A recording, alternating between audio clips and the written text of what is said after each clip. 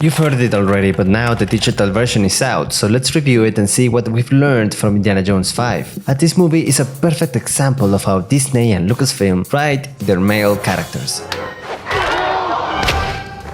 And I have done the guide to the modern female character before, so why not do the same for us guys? I present the guide to the modern male character featuring Indiana Jones 5. Let's call it the Harrison Ford template, as the iconic actor has been deconstructed in 4 movies. What? I mean 4. Do you get it? It's a joke. A better joke than this. They fly now?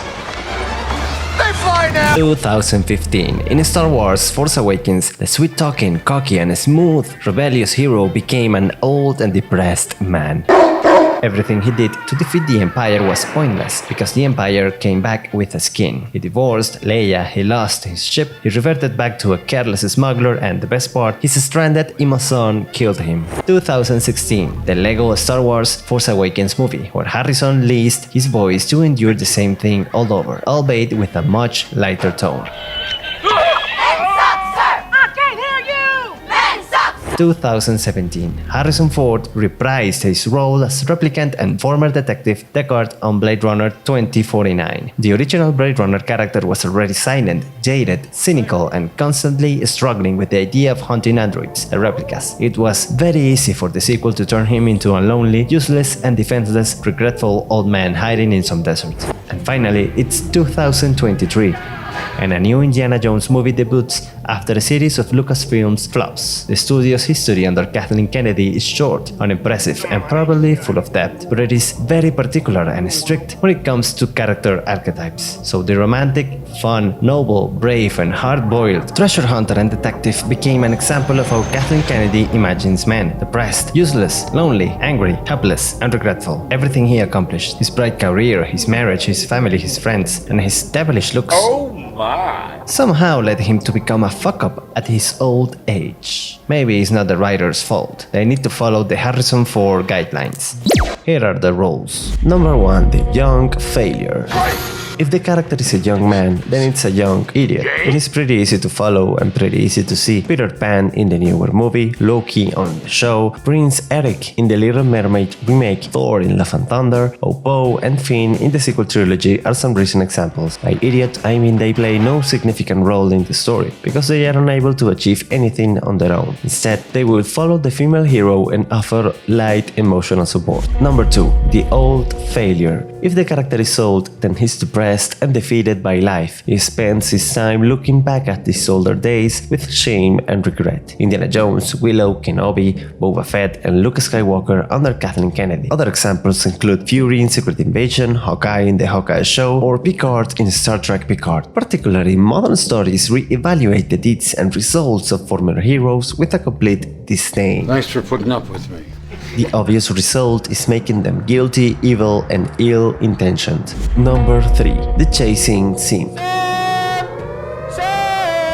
Do you know what a character arc is? It is the transformation of a character over the course of a story, the natural result of the circumstances they face, the journey they take, and the destination they reach. Well, this is an old idea. Something should stay buried. Hollywood presents the all-new male journey, the chasing simp, where male co-stars follow the female character all over the movie or show. The new male will learn that she is better, braver, bolder, stunning, and beautiful. You're amazing.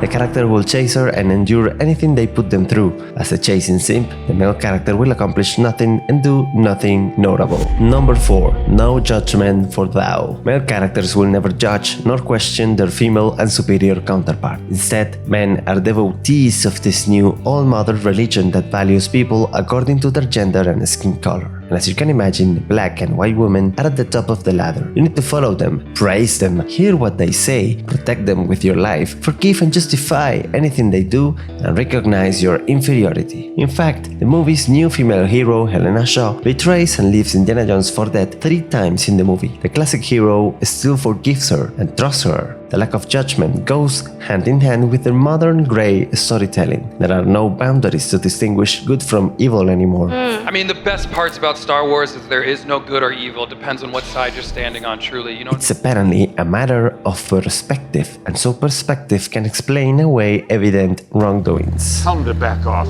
I just told him to shoot you. And so men must tolerate the evilness of their female counterparts. Like in this scene, after Reynaldo dies, Helena is laughing happily. Woohoo, adventure! I have said it before, and I will say it again. When you're in a tight spot, dynamite. My friend was just murdered. Whatever. Number 5. She is the teacher. Male characters always learn a valuable lesson from their female counterparts, even if the female counterpart is an absolute asshole. Oftentimes, the lesson is not within the story. He's a bit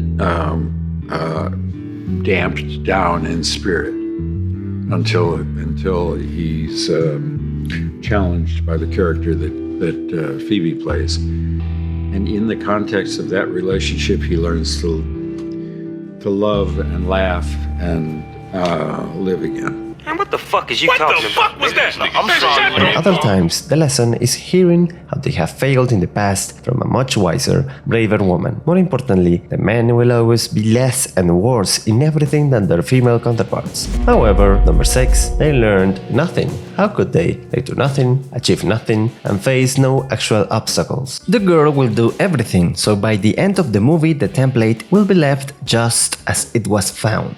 In Indiana Jones 1, Indy got the girl and learned not to trust the US government. In Indiana Jones 2, he got another girl, he found a friend, and he learned what it meant to be a hero. On Indiana Jones 3, he learned to let go of his ambitions and healed his relationship with his father. In Indiana Jones 4, as bad as it was, he cemented his motivation to protect artifacts and history, got married, and had an adventure with his son. The adventure, as it is in every good story, helps characters evolve. Journeys are both physical and emotional, and lacking one of these makes the stories as empty as American Psycho's final monologue.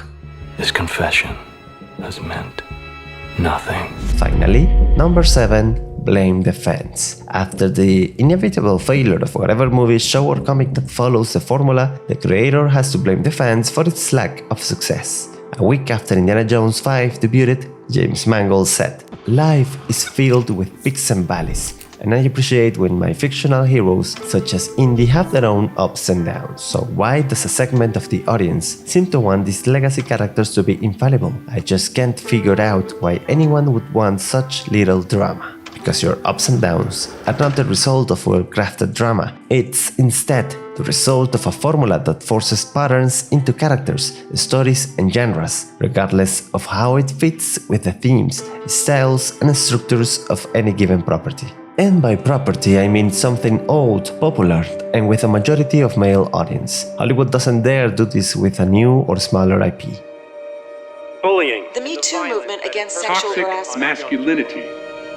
Do you remember the January 2023 Gillette advertising video, "The Best a Man Can Get"? It became so controversial that Gillette completely erased it from all of its social media and TV channels. It had a similar formula. The message was, men are toxic, so the best we can do is do nothing, while contemplating our disgraceful legacy as part of the masculine genre. This is apparently the best Indiana Jones could do in its final movie. He could sit in the corner, reflect on his toxicity, and let a younger woman take the wheels, his hat, his whip, and his name for the upcoming movies, in Kathleen Kennedy's imagination at least. I think that, regardless of who's behind any given project, some studios already decide the fate and parameters of their characters and stories beforehand, even if it doesn't fit in the genre or the story itself. For example, David Cobb is one of the writers of Indiana Jones 5. He has a long resume of iconic action flicks, including 1993's Jurassic Park, 1996's Mission Impossible, 2002's Spider-Man, and 2008's Indiana Jones and the Kingdom of the Crystal Skull. But did you see any of his magic on Dial of Destiny? To wrap this box with a nice bow, the best and only good part of Indiana Jones 5 is John Williams' score. Williams is 91 years old, but an absolute master, and what a wonderful career he's had. He's not an old fuck-up.